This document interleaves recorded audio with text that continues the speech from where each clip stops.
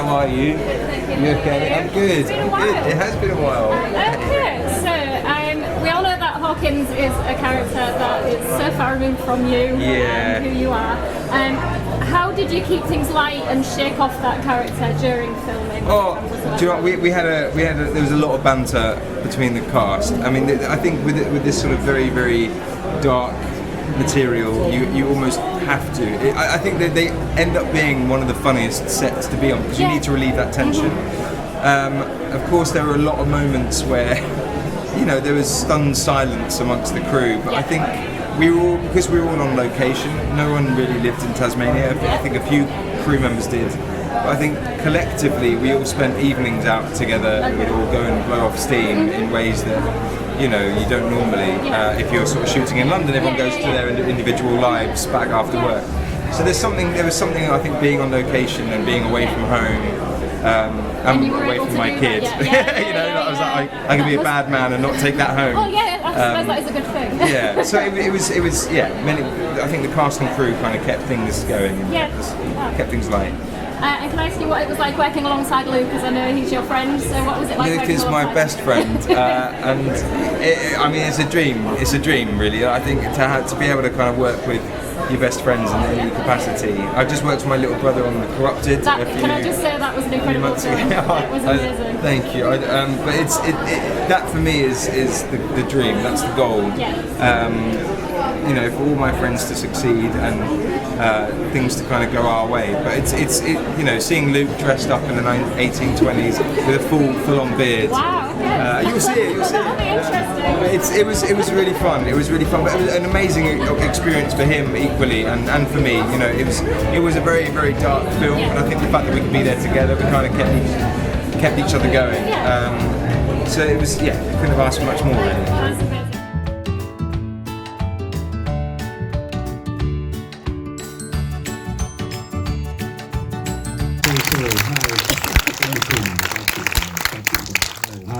Thank you so much for joining us, Sam.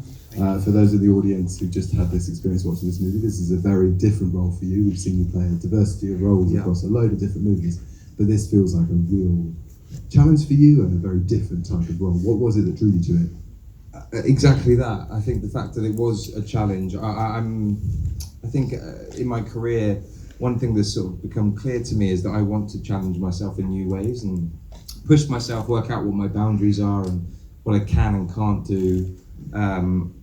I've realised this is as far as I want to go ever.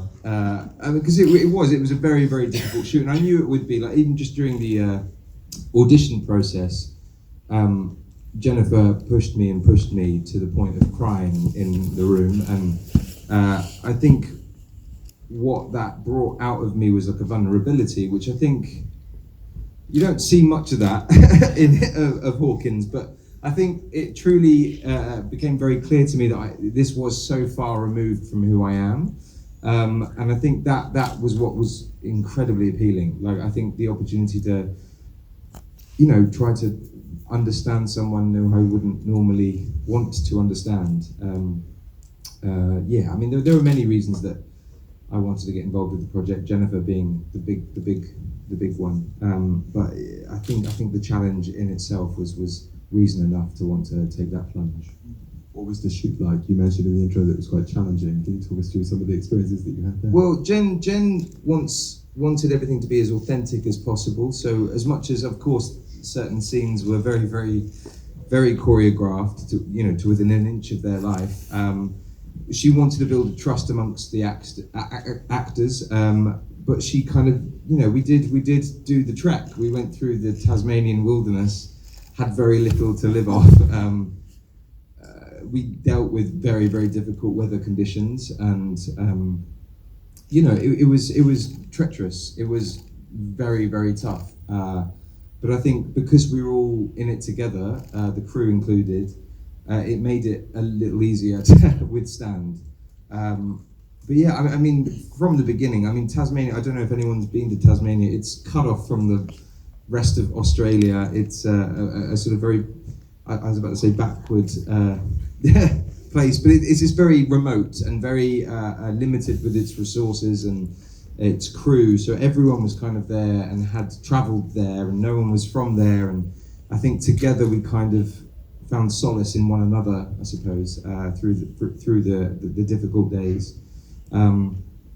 Yeah, I mean, it was a very, very challenging shoot, and I think that, I mean, the nature of the story and the scenes that we were shooting, of course, as much as I'm not a method actor by any means, like I do, you can't not take the feeling of certain days home with you.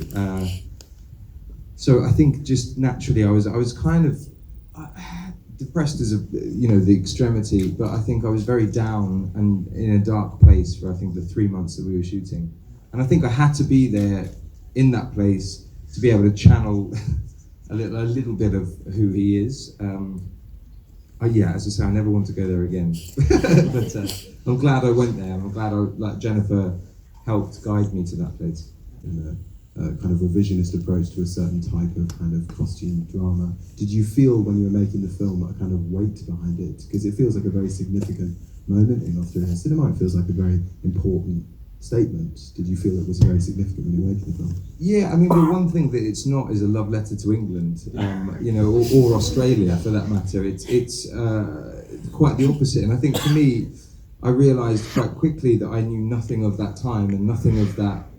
I knew a little bit that Our Country is Good. Is that a play? There's a play, right? And I read that play when I was at drama school, so I was familiar a little bit of the time and a little bit of the sort of aggression that was sort of seeping out of everybody that was there. But I think in researching it properly and again with the guidance of Jennifer, kind of exploring the characters and the types of people that were there at that time, it became very clear to me that it hadn't really been explored on film, not that anything I'd seen anyway, and that the Aboriginal culture is something that I knew nothing of. And we had Bakeley and a group of Aboriginal actors who kind of came in and helped give us more of an understanding of what it was that has been lost and been forced out of Australia. And I think it became very eye-opening as an experience. It became an incredibly moving experience. But I'm grateful for having those sort of connections and those moments of understanding. It's one of those things that it will live with me and it has scarred me for life. I hope in a positive way. I hope it similarly to you guys. I mean, I'm so glad there's so many people still in here.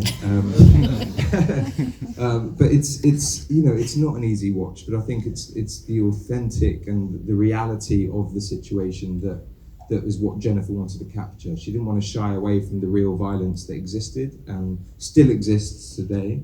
And I think she's been very bold in her manner.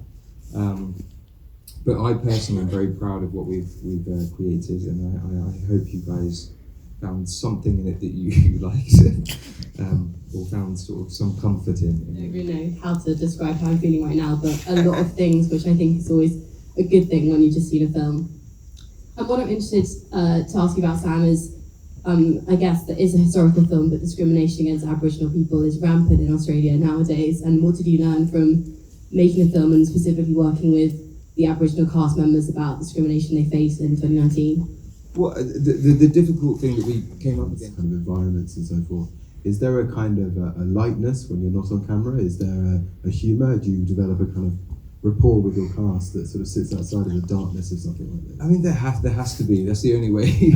It's the only way of getting through like the big scene. I call it the big scene, but it's the scene where too much happens. I mean, that we shot that over 3 days, and so like 3 days of just screaming and blood and discomfort was very, very difficult. But I think because we were all in the same boat, and there was a moment I remember where they were shooting a close-up of Damon, who plays Roos, with Aisling, and I was sat outside of the hut, and I was sort of sat on this hill, and it was just silence. We were in the middle of nowhere. There was nothing around this wooden hut in the middle of this field, and you could just hear screams, and so there is a real darkness to having kind of lived through those moments. But I think the cast, the crew equally, was so understanding and so trusted and at ease with one another, that we were able to kind of keep that lightness, keep a bit of humour going. I mean, no pranks were played, obviously, but I think it was just everyone just sort of whatever was needed. And I think the great thing being in Tasmania, being so remote, being so cut off, everyone was away from home. So together we spent evenings, you know, kind of talking through our problems, if that makes any sense, and just blowing off steam. I mean, there's a lot of that.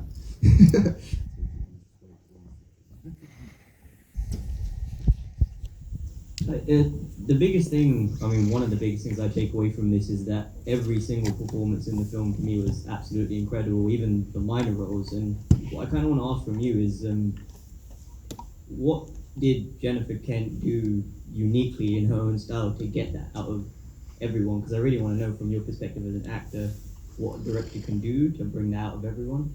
Well, she is definitely a perfectionist. She won't stop until she gets what she wants. And for me, like that really aided me in kind of finding the rage in my performance. Like there was one scene right at the end where I'm coming out of a house and Claire's there, and I'm like, what the sorry, excuse my French, what the fuck are you doing here? But Jennifer, like, I'd literally walk out of the door and she'd go, stop, do it again. I'm like, what? I've just opened the door. She's like, you opened it wrong. I'm like, okay. But she would, each of us needed different things in order to aid our performance. And Jennifer's experience as a director is not only, she wrote the script, so she knows it better than anyone else. I mean, directing, look, The Babadook in itself was a wonderful, wonderful film, but she also used to be an actress. I think she was like a year below Kate Blanchett at NIDA. So she was a very gifted actress, apparently. But she decided that she wanted to kind of step behind the camera. The anxiety of being in front of it was too much for her. But her being an actress and knowing what it feels like to be in front of a camera, and she basically also made sure, as I said, that the improvisations and the rehearsals that we did before we even got to camera, before we even got to set, was so well crafted. And she sent me and my two right-hand men on a trek through Australia with a backpack and a guide, you know, with a compass and a map, you know, just to kind of get to know one another and everything, but so get the feeling of what it would be like to travel through the wilderness. I mean, I was a Cub Scout, but that was quite intense, but definite. She just, it was a different method for everybody. I think, as I say, with the Aboriginal cast, because they hadn't had as much experience in front of the camera or on stage, that she had to channel or speak to them in a very, very different way. It was more praise and reassurance that they were doing a great job. With us, it was more, especially with me, it was very picky. But in order to kind of build my rage up as an actor, I said the word, I said exactly the way you want it, do it again. I'm like, okay. So, but you know, that would help get me to a place that you know that assisted my performance in some way. And the same with Aisling, because obviously Aisling's character is driven by rage equally in a very, very different way and for obvious, very different reasons.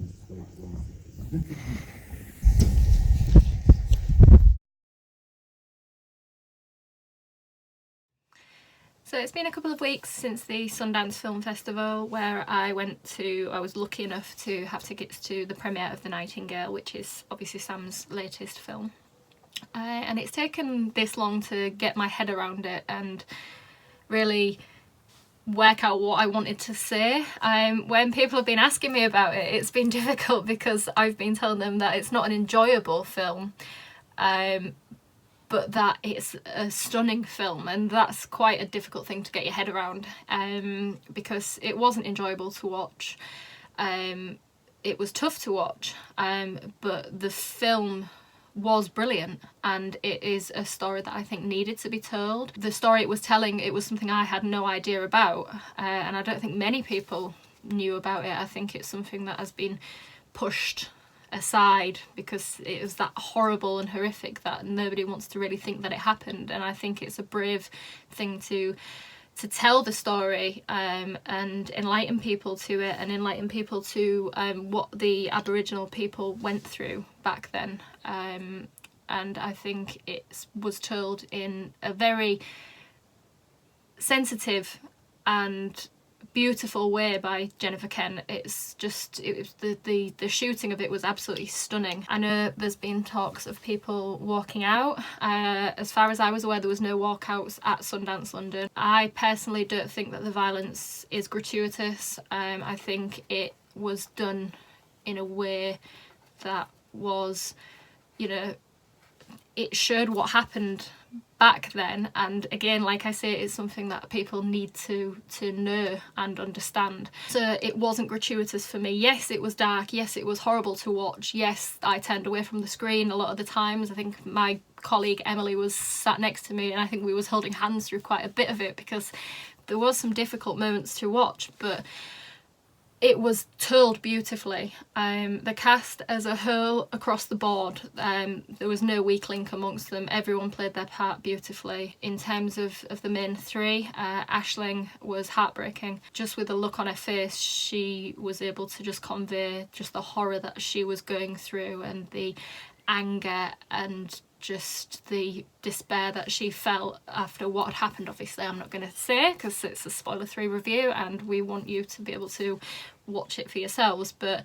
obviously she goes through some horrific things, and she just played that beautifully. It was an absolutely beautiful performance. I said before I went to see the film that it was it wasn't a film I was looking forward to particularly, having read about Sam's character and the things he gets up to, but watching him play a character like that was just incredible, because it was unlike anything he's played before. He's dark. Hawkins is dark. I don't even know if the man has a soul, to be fair.